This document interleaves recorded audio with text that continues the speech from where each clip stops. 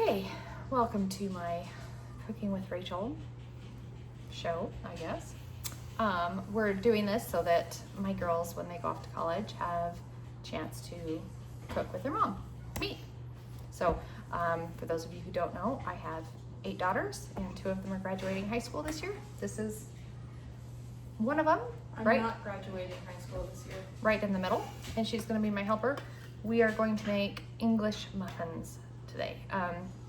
We already did part of the video. We're kind of working backwards and we've already got some of them rising. So while they're rising, I'm going to show you how to make the dough because we like English muffins, so they'll get eaten. I'm not worried about making too many. This is kind of a long process, but it's easy and short little sections. So if you only have a little bit of time here and there, this is kind of handy and it's really yummy. So this is a simple recipe. It requires no special equipment. It's just a no-knead recipe. And kneading is where you mix the dough with your hands and work the flour in and stuff. So, all right, I'm gonna double my recipe because, like I said, we have a big family. So we're gonna start with 5 cups of flour, and we're gonna do half wheat and half white. So Layla, do you wanna put some flour in? I've trained my girls in the kitchen, so they're pretty good with this. Just 2, 3? 2.5. Got it. Well, you could put 3 in. We can put 3 and 2, that's fine. And I grind my own flour, my wheat flour. I grind my wheat flour and my corn flour and oat flour. So yeah, I don't use it very often, but I do use it. So we'll use some wheat flour and some white flour. How many is that? 2. 2?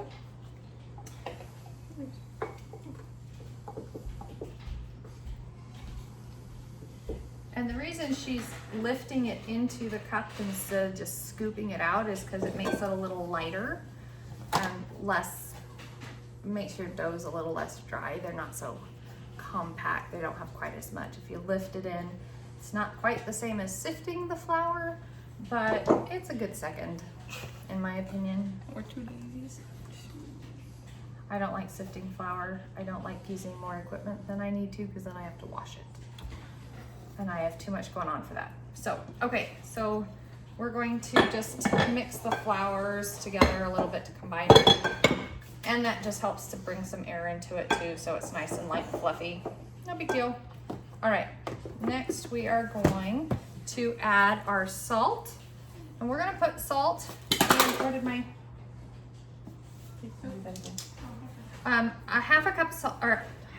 half a teaspoon of salt. We're just gonna pour that in, and we're gonna put that in on one side. That was a little bit of a heaping teaspoon. I find that I like a little bit of extra salt in mine. Not a lot, just a little. And then we're gonna put some instant yeast in here. And you're gonna put the yeast in on the other side, okay? And you're going to mix the yeast into the flour on the one side, and then you're gonna mix the salt in the flour on the other side. And then you'll mix them all together like this. And the reason that you do that is because if you put salt on top of yeast, it will kill the yeast, and then you won't have nice, light, fluffy anything. It will be disgusting.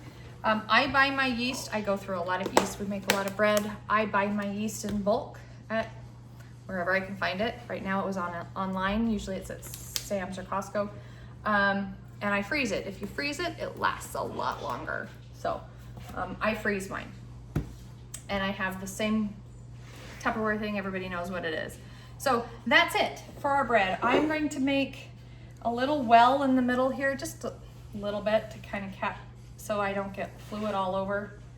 I have in my measuring cup milk, water, and butter. So if you're keeping track, it's 1 1/3 cups of milk, 1 cup of water, and 2 tablespoons of milk. And we're just gonna pour it into the center, but not all of it. I'm gonna leave some of it out, probably like 1/2 cup. Okay, and I'm gonna take a spoonula or whatever this thing's called and mix it up until it starts to come together. And the reason that we're gonna do it, we're holding out some of the liquid is because some of the or the flour absorbs fluid differently depending on where you are.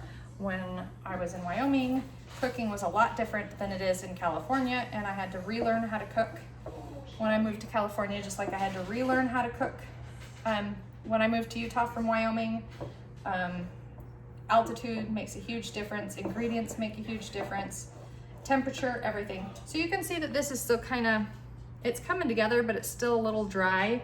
So we're gonna add just a little bit more fluid. I may or may not need it all until we get it to come together as a soft dough. It's going to be sticky. That looks pretty good, actually. Maybe a little bit more. Not all of it though, I don't think. Guess you measure differently than I do. Another thing about measuring, this is a liquid measuring cup versus a dry measuring cup. They do measure differently. And when you measure a liquid measuring cup, you should set this on a flat surface like the table or counter and look at it at eye level so you can see that it's measuring all the way up. Otherwise, you're going to get your measurements off if you're standing up looking at it versus at eye level looking at it. So, okay, this looks like it's just about good. I do not turn my dough into a greased bowl because, again, I'd have to wash another bowl, and I just don't have time for all that washing. So this is what it should look like. It's nice and sticky. See how sticky that is?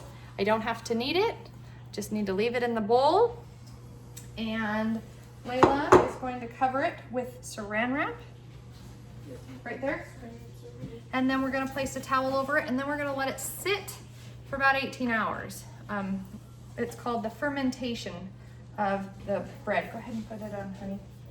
What that does is it allows the yeast to kind of ferment and grow and expand, and that creates all the nice bubbles and pockets that you'll have in your English muffin. So this isn't going to be like a bread dough where you just let it rise for an hour and a half or whatever you do. This is going to be an overnight thing. Like I said, you can break it up into small sections. So this didn't take very long. Tomorrow I'll shape them and let them rise for another 45 minutes, and then you fry them up in a pan, and it doesn't take very long. So just so you know, this is a spread out process, but it's quick and easy too. It's got little sections, so it works with your time of day and tastes better. But if you like to buy them, that's fine, an easy fix too. But this is something fun to try. Okay, so towel, here's the towel. Put the towel over the saran wrap just in case you don't get enough and you don't want the saran wrap to pop up, because then you don't want the air on the dough.